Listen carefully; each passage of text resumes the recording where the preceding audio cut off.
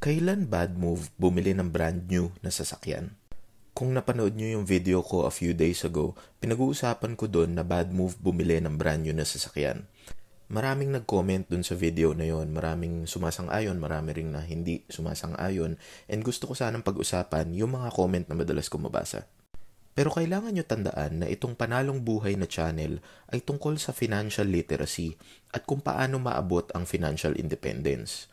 Ang mga nanonood ng mga videos ko ay yung mga tao nagsisimula pa lang and gusto makakuha ng financial independence. So syempre, sa ganung point of view natin siya dapat tignan. So anyway, ito yung mga madalas ko mabasang comments.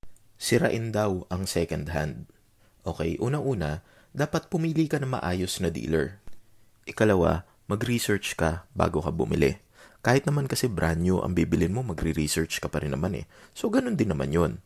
And mas maganda pa nga, kasi kung second hand yung binibili mo, mas marami ng groups na pwede mo salihan at makikita mo dun kung ano yung feedback nila dun sa sasakyan na yun mismo.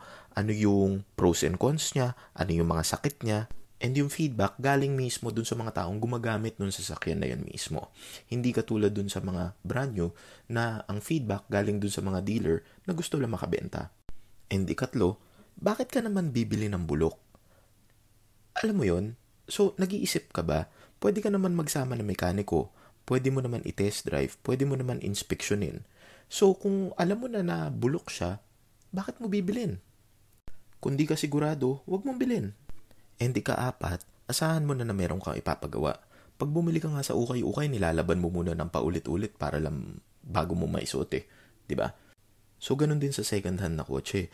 Idiretso mo na agad sa talyer. Ipacheck mo na mabuti. Isama mo na sa budget mo na kapag bibili ka ng second hand, meron kang amount na nakatabi dahil alam mo meron kang papaayos sa simula. Susunod na comment na madalas kong mabasa, gagamitin daw sa negosyo kaya brand new. Kung established na yung negosyo mo, okay naman yung brand new. Pero kung starting pa lang yung negosyo mo, same lang yan yung kung nag-start ka pa lang ng financial journey mo.